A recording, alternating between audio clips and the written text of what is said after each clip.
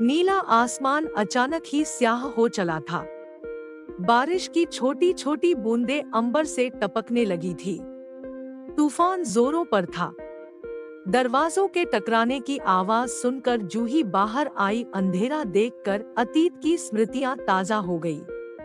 कुछ ऐसा ही तूफानी मंजर था आज से 1 साल पहले का। उस दिन उसने जीन्स पर टॉप पहना था, अपने रेशमी केशों की पोनीटेल बनाई थी। वह बहुत खूबसूरत लग रही थी।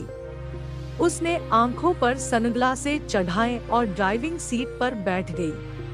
कुछ ही देर में वह बैंक में थी। मैनेजर के कमरे की तरफ बढ़ते हुए उसे कुछ संशय सा था कि उसका लोन स्वीकृत होगा भी या नहीं, पर मैनेजर की मधुर मुस्कान ने उसके संदेह को विराम दे दिया। उसका लोन स्वीकृत हो गया था और अब वह अपना बुटीक खोल सकती थी। आनन फानन उसने मिठाई मंगवा कर बैंक स्टाफ को खिलाई और प्रसन्नतापूर्वक घर लौट आई। शुरू से ही वह काफी महत्वाकांक्षी रही थी। फैशन डिजाइनिंग का कोर्स करते ही उसने लोन के लिए आवेदन कर दिया था। पड़ोस के कस्बे में रहने वाली जूही इस शहर में किराए पर अकेली रहती थी और अपना कैरियर गारमेंट्स के व्यापार से शुरू करना चाहती थी। अगले दिन उसने सोचा कि मैनेजर को धन्यवाद दे आए। आखिर उसी की सक्रियता से लोन इतनी जल्दी मिलना संभव हुआ था। मैनेजर बेहद स्मार्ट, हंसमुख और प्रतिभावान था। जूही उससे बेहद प्रभावित हुई और उसकी मंगाई कॉफी के लिए मना नहीं कर पाई। बातों बातों में उसे पता चला कि वह शहर में नया आया है। उसका नाम नीरज है और शहर से दूर बने अपार्टमेंट्स में उसका निवास है। धीरे धीरे मुलाकातें बढ़ी तो जूही ने पाया कि दोनों की रुचियां काफी मिलती है। दोनों को एक दूसरे का साथ काफी अच्छा लगने लगा। लगातार मुलाकातों में जूही कब नीरज से प्यार कर बैठी पता ही न चला। नीरज भी जूही की सुंदरता का कायल था। बिजली तो उस दिन गिरी जब बुटीक की ओपनिंग सेरेमनी पर नीरज ने अपनी पत्नी नीता से जूही को मिलवाया। नीरज के विवाहित होने का जूही को इतना दुख नहीं हुआ जितना नीता को उसकी पत्नी के रूप में पाकर। नीता जूही की सहपाठी रही थी और हर बात में जूही से 19 थी। उसके अनुसार नीता जैसी साधारण स्त्री नीरज जैसे पति को डिजर्व ही नहीं करती थी। सहेली पर विजय की भावना जूही को नीरज की तरफ खींचती गई और नीता से अपनी श्रेष्ठता प्रमाणित करने के चक्कर में जूही का नीरज से मिलना जुलना बढ़ता गया। नीता खुश थी। अकेले शहर में जूही का साथ उसे बहुत अच्छा लगता था। वह हमेशा उससे कुछ सीखने की कोशिश करती, पर इन लगातार मुलाकातों से जूही और नीरज को कई बार एकांत मिलने लगा। दोनों बहक गए और अब एक दूसरे के साथ रहने के बहाने खोजने लगे। नीता को अपनी सहेली पर रंच मात्र भी शक न था और नीरज पर तो वह आंख मूंद कर विश्वास करती थी। विश्वास का प्याला तो उस दिन छलका जब पिताजी की बीमारी के चलते नीता को महीने भर के लिए पीहर जाना पड़ा। सरप्राइज देने की सोच में जब वह अचानक घर आई तो उसने नीरज और जूही को आपत्तिजनक हालत में पाया। इस सदमे से आहत नीता बिना कुछ बोले नीरज को छोड़कर चली गई। जूही अब नीरज के साथ आकर रहने लगी। कहते हैं न कि प्यार अंधा होता है, पर जब everything is fair in love and वार का इरादा हो तो शायद वह विवेक रहित भी हो जाता है। समय अपनी गति से चलता रहा। जूही और नीरज मानो एक दूसरे के लिए ही बने थे। जीवन मस्ती में कट रहा था। कुछ समय बाद जूही को सब कुछ होते हुए भी एक कमी सी खलने लगी। आंगन में नन्ही किलकारी खेले।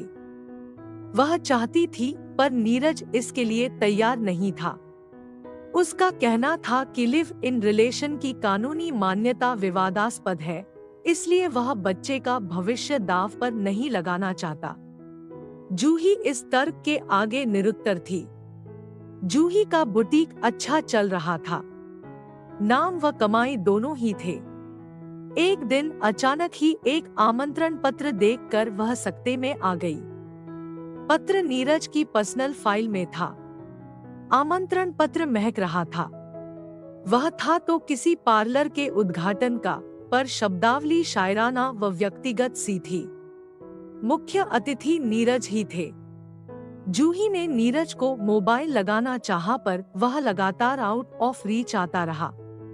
दिन भर जूही का मन काम में नहीं लगा।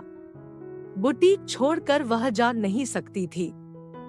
रात को नीरज के आते ही उसने प्रश्नों की झड़ी लगा दी। कुछ देर तो नीरज बात संभालने की कोशिश करता रहा, पर तर्कविहीन उत्तरों से जब जूही संतुष्ट नहीं हुई तो दोनों का झगड़ा हो गया। नीरज पुनः किसी अन्य स्त्री की ओर आकृष्ट था। संभवत पत्नी के रहते जूही के साथ संबंध बनाने ने उसे इतनी हिम्मत दे दी थी। मौजूदा दौर में स्त्री की आर्थिक स्वतंत्रता ने उसके वजूद को बल दिया है। इतना कि कई बार वह समाज के विरुद्ध जाकर अपनी पसंद के कार्य करने लगती है। नीरज जैसे पुरुष इसी बात का फायदा उठाते हैं। उन्होंने पढ़ी लिखी, बराबर कमाने वाली स्त्री को अपने समान नहीं माना, बल्कि उपभोग की वस्तु समझकर उसका उपयोग किया। अपने स्वार्थ के लिए जब चाहा उन्हें समान दर्जा दे दिया और जब चाहा तब सामाजिक रूढ़ियों के बंधन तोड़ दिए। विवाह उनके लिए सुविधा का खेल हो गया। इस आकस्मिक घटनाक्रम के लिए जूही तैयार नहीं थी। उसने तो नीरज को संपूर्ण रूप से चाहा व अपनाया था। नीरज को अपनी नई महिला मित्र ताज़ा हवा के झोंके जैसी दिख रही थी। उसके तन व मन दोनों ही बदलाव के लिए आतुर थे। जूही को अपनी भलाई व स्वाभिमान नीरज का घर छोड़ने में ही लगे। कुछ महीनों का मधुमास इतनी जल्दी व इतनी बेकदरी से खत्म हो जाएगा, उसने सोचा न था। नीरज ने उसको रोकने का थोड़ा सा भी प्रयास नहीं किया। शायद जूही ने इस कटु सत्य को जान लिया था कि पुरुष के लिए स्त्री कभी हमकदम नहीं बनती। वह या तो उसे देवी बनाकर उसे नैसर्गिक अधिकारों से दूर कर देता है या दासी बनाकर उसके अधिकारों को छीन लेता है। उसे पुरुषों से चिढ़ सी हो गई थी।